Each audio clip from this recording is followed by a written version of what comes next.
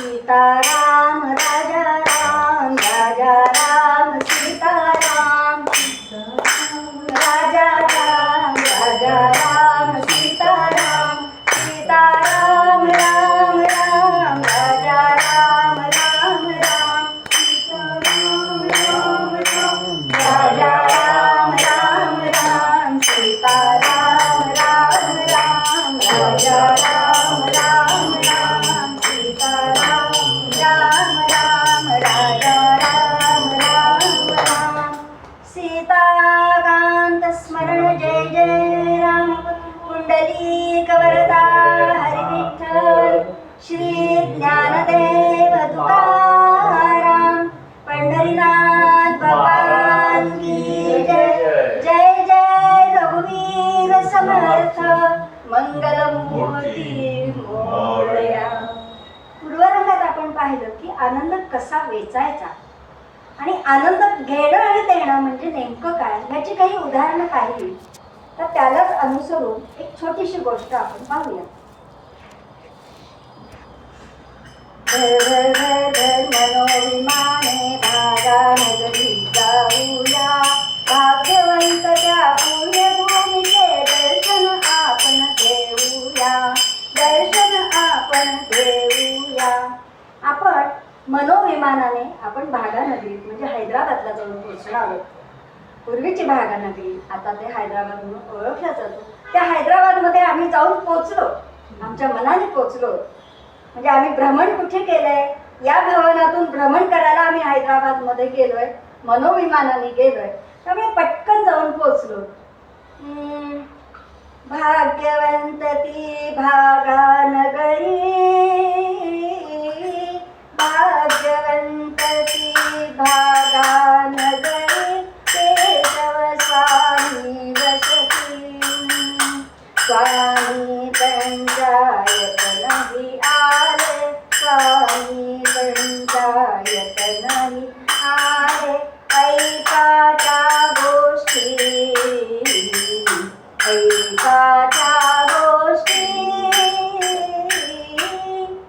अत्यंत भाग्यवान असणारी ती भागा नगरी, त्या तिथे केशव स्वामी नावाचे एक स्वामी राहत होते.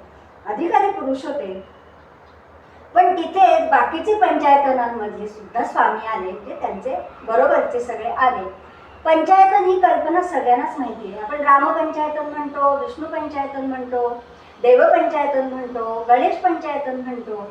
अशा पंचायतनाप्रमाणे संत पंचायतन सुद्धा असतं. म्हणजे माऊली ज्ञानेश्वर महाराज, संत नामदेव महाराज, संत एकनाथ महाराज, संत तुकाराम महाराज आणि समर्थ म्हणजे सज्जनगडचे समर्थ रामदास स्वामी, असे हे पंचायतन. त्यातच हे जे पंचायतन आहे हे समर्थ पंचायतन आहे. म्हणजे हे संत पंचायतन पाहिलं, आता जे बघणार आहोत ते समर्थ पंचायतन आहे. म्हणजे याच्यामध्ये कोण कोण आहेत? समर्थ आहेत, केशव स्वामी आहेत, रंगनाथ स्वामी आहेत, जयराम किंवा जयदेव स्वामी आहेत आणि आनंदमूर्ती आहेत.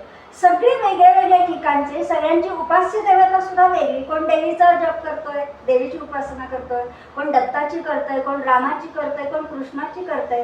पण ह्या सगळ्यांमध्ये ते समर्थांना वडील असं म्हणत असत, सगळ्यांपेक्षा मोठे असं हे पंचायतन. हेच पंचायतनातले केशव स्वामी या भागानगरीत राहत होते आणि तिथेच रंगनाथ स्वामी म्हणून या पंचायतनातले कीर्तनाला आले. 4 महिन्याच्या कीर्तन सेवेसाठी ते आले. आणि त्या रंगनाथ स्वामींच्या कीर्तनाचं वैशिष्ट्य असं की रंगनाथ स्वामी कीर्तन करायला लागले की देवसुरवर सुद्धा स्वर्गामध्ये दाटी करायचे त्यांचं कीर्तन, त्यांची हरिकथा ऐकायला आणि ऐकत राहायचे. यक्ष, किन्नर, गंधर्व सगळे सगळे त्यांचं कीर्तन ऐकायला आकाशात जमा व्हायचे. मग बाकी पृथ्वीवरच्या लोकांची तर काय कथा हो, रोजच्या रोज कीर्तन ऐकावं, आनंद घ्यावा आणि संध्याकाळी त्यांना रंगनाथ स्वामींना नमस्कार करून बाहेर पडावं. त्यातच एक म्हातारी त्या कीर्तनाला येत असे. एक म्हातारी, एक म्हातारी कीर्तनास ये, एक म्हातारी कीर्तनास ये, नित्य नेमे हरिभक्तास पारी, तिला वाटे रंगनाथ राम, कुटीस आपुल्या भोजनास न्यावे, कुटीस आपुल्या भोजनास न्यावे. तिला असं वाटायचं की ही इतकं सुंदर कीर्तन सांगतायत, सगळेजण दंग होऊन जात आहेत आणि सगळेजण त्यांना घरी बोलत आहेत, आपण पण घरी बोलूया का असं तिच्या मनात येत आहे. हे एका मनात येत आहे, पण दुसऱ्या मनात तिला काय यायचं, आपण खूप गरीब आहोत, आपण यांना काय देणार, आपल्याला काहीच नाही. कारण 18 विश्वे दारिद्र्य तिचं होतं. 18 विश्वे म्हणजे 18 20, 18 गुणिले 20 म्हणजे 360 दिवस, म्हणजे वर्षातला एकही दिवस तिला खायला प्यायला मिळत नव्हतं. म्हणजे तिची ती काय त्याला म्हणतात परिस्थिती नव्हती, जे काय मिळेल ते मागून खाऊन जे मिळेल ते मिळेल. पण मग तिच्या मनात येतं आपण असे विपन्नावस्थेत आहोत, आपल्याकडे येतील काय. पण दुसरं मन म्हणायचं का नाही, शबरीची उष्टी पोरं रामरायांनी खाल्ली, विदुराच्या कण्या खाल्ल्या, मग आपल्याकडे का बरं येणार नाही. विचार करते. होता होता होता कीर्तनाचा शेवटचा दिवस आला, कीर्तन झालंय आणि रंगनाथ स्वामी रामरायांना नमस्कार करायला गेले, नमस्कार केलाय आणि माझ्याकडनं सेवा छान करून घेतली असं म्हटलंय आणि त्यांनी पाठ वळवले. बघतायत तर या आजी एका खांबाला टेकून उभ्या होत्या. त्याला बघितलंय मात्र ते म्हणतात की काय झालं आई, का बरं उभ्या राहिलात अजून, म्हणजे घरी का गेला नाही. तेव्हा त्या त्यांची इच्छा सांगतात. त्या म्हणतात माझ्याकडे जेवायला याल का, असं त्या त्यांना म्हणतायत. तेव्हा ते म्हणतात येतो उद्याच मी गे, येतो उद्याच मी गे, चिंता करू नको तू आई. असं म्हटलं तरी आजीच्या चेहऱ्यावर आनंद दिसेना आणि त्यांच्या लक्षात आलं की आपले सगळे शिष्यगण आपल्या बरोबर सगळ्यांकडे जेवायला जातात, त्याची हिला शंका येते का. तेव्हा ते म्हणतात एकलाच येतो मी, काळजी नसावी आई, असं ते तिला सांगतायत. आणि मग ती खुश होते. ती म्हणते उद्या या. हा आनंद, माझ्याकडे काही नाही तरी मी त्यांना जेवायला बोलवायची इच्छा व्यक्त केली. रंगनाथ स्वामी हो म्हणाले, हो म्हणताना त्यांना झालेला आनंद आणि ते हो म्हणाले म्हणून तिला झालेला आनंद. आजी घरी आले, सगळ्या घराची स्वच्छ झाडलोट केली आणि झोपी गेली. तिची झोपडी कशी होती, चंद्रमोळी झोपडी. सूर्य आणि चंद्र घरात प्रवेश करू शकत होते कारण घराचं छप्पर गळकं होतं, त्याला होल पडलेले होते, त्यामुळे सूर्यचंद्राला मुक्त प्रवेश होता. कुणीही या माझ्या घरामध्ये आणि टोकावा. झालं रात्री शांत झोपली कारण उद्या माझ्याकडे माझे गुरु येणार आहेत, मनोमन गुरु मानलंय त्यांना करण. आणि त्या आनंदामध्ये झोपली आहे. सकाळी उठली आहे, तुळशीपुढे छान रांगोळी वगैरे काढली आहे आणि भिक्षा मागायला गेले. भिक्षा मागितली आणि इतके इतके जोंधळे म्हणजे ज्वारी तिला मिळाली. ती ज्वारी घेऊन ती घरी आले आणि ज्वारी दळायला घेतली. तर पूर्वी तर घरीच दळणं होत असत जात्यांवर, तशी ती ज्वारी दळायला घेतली. ज्वारीच्या त्या कण्या दळीयल्या, ज्वारीच्या त्या कण्या दळीयल्या, तीन भाकरी त्याच्या केल्या, भाजी केली कोरड्याची, चटणी तोंडीस, भाजी केली कोरड्याची, चटणी तोंडीस. छानपैकी त्या कण्या दळल्या आणि त्याच्या भाकरी केल्या, पण 3च भाकरी झाल्या कारण एवढी ज्वारी होती. पण ती कौतुकाने ते दळण तिने दळलंय. आपल्या परसातली थोडीफार काही जी भाजी मिळाली त्याची भाजी केली, डावीकडे काहीतरी तोंडी लावणं असावं म्हणून थोडीशी चटणी केली आणि स्वामींची वाट बघत बसले. 10 मिनिटं झाली, 15 मिनिटं झाली, अजून स्वामी कसे येणार. सांगितल्या वेळेत तर यायला पाहिजे, नैवेद्य वगैरे वाढून ठेवलाय. तेवढ्यात स्वामी येताना दिसले. ते दिसल्याबरोबर तिला इतका आनंद झालाय, गरम पाणी केलंय, त्यांच्या पायांवर घातलंय, पायांना स्वस्तिक वगैरे काढलंय आणि घरामध्ये त्यांना घेतलंय. त्यांना बसायला फाटकीशीच घोंगडी होती पण तरी सुद्धा ती बसायला घातलीये त्यांना. आणि त्यांना म्हणते की नैवेद्य तयार आहे, तुम्हीच देवाला नैवेद्य समर्पित करा.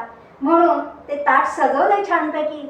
भाकरी घातली मध्ये, इकडे भाजी घातली जी केलेली, डावीकडे चटणी घातली आणि त्यांना म्हणाले तुम्ही नैवेद्य देवाला समर्पित करा.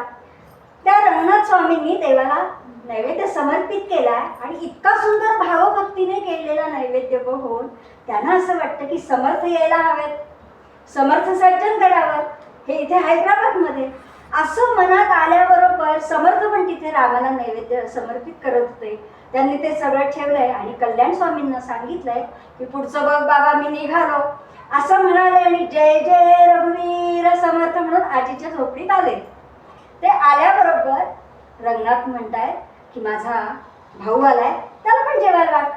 तर आजीने 3 भाकरी करताना विचार काय केला होता, एक मला, एक रामाला आणि एक गुरूंना. 3 भाकरींचा हिशोब तिचा पक्का झाला होता. पण आता हे पण आले तर ठीक आहे, एक रामाला, एक गुरूंना आणि एक आलेल्या भावांना. झालं, मला काही नसलं तरी चालेल, यांना मला खायला घालायचंय, हा आनंद. आणि समर्थही बसले आणि मग ते म्हणतात, अरे रंगोबा, आपण जिथे आलोय ते केशवला नको का रे बोलवायला, केशव स्वामीला. झालं, केशव स्वामी सुद्धा आले. आता काय करायचं, केशव स्वामी आले, भाकरी तर 3च, काय करावं बरं. विचार असा करतेय तोवर केशव स्वामींनी आनंदमूर्तींना बोलवलंय, आनंदमूर्ती आले त्यांनी जयदेव स्वामींना बोलवलंय. असं करून 5 जण आले. 5 जणांची पानं वाढावी कशी. तेव्हा समर्थ म्हणतात, अगं 6 भाकरी आहेत, तिने 3 भाकरी आहेत ना, 6 भाग कर, हाफ घाल सगळ्यांना की झालं, म्हणजे तुलाही राहिली आम्हालाही झाली. त्याप्रमाणे तिने कौतुकाने केलं, कारण कुठेही मनात वैषम्य नव्हतं की मला नाही राहणार काहीही नाही. त्या 5 जणांना अर्धी अर्धी भाकरी घातली, ती होती ती भाकरी वाटून घातली, चटणी भाजी सगळं वाटून दिलं आणि छान कौतुकाने त्यांच्याकडे बघते, सगळे जेवतात. तिला मनोमन आनंद झालाय आणि झालं सगळं.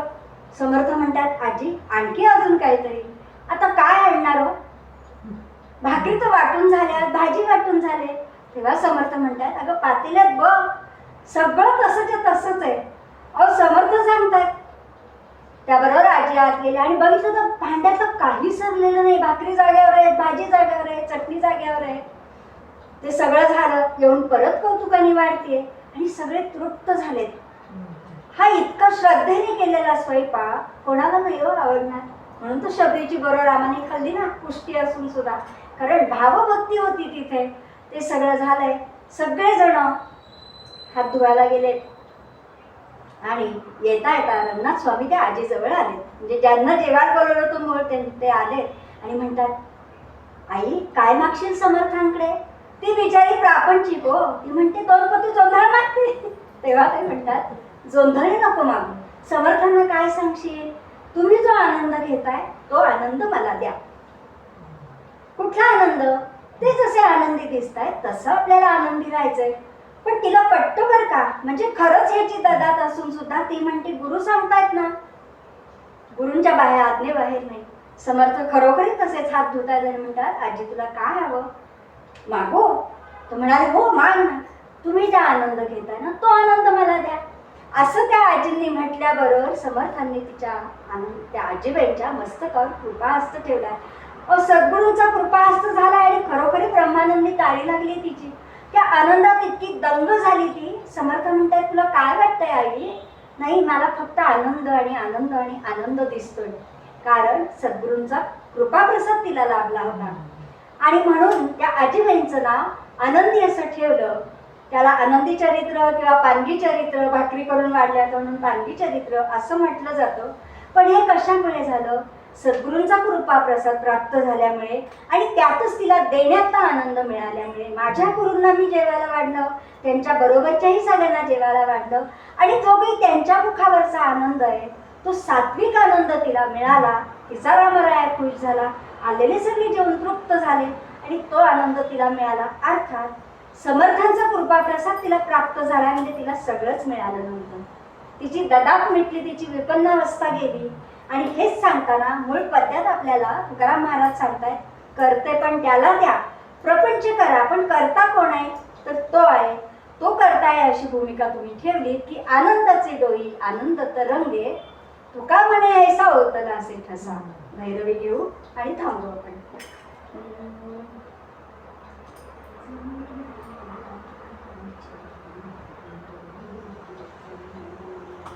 आनंदाचे डोई आनंद तरंगे, आनंदाचे डोई आनंद तरंगे, आनंदाची रंग आनंद.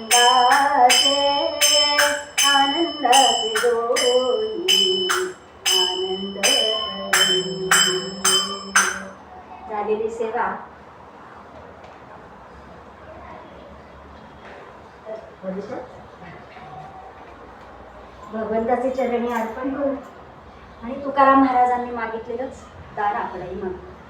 याचे दान देवा देवा तुझा विसरण भावा, विसरण भावा तुझा विसरण भावा. गुण गाईन आवडी हेची माझी सर्व गोडी, माझी सर्व जोडी हेची माझी सर्व जोडी. मला दे मुक्ती धन संपदा, संत संग देई सदा, संत संग देई सदा.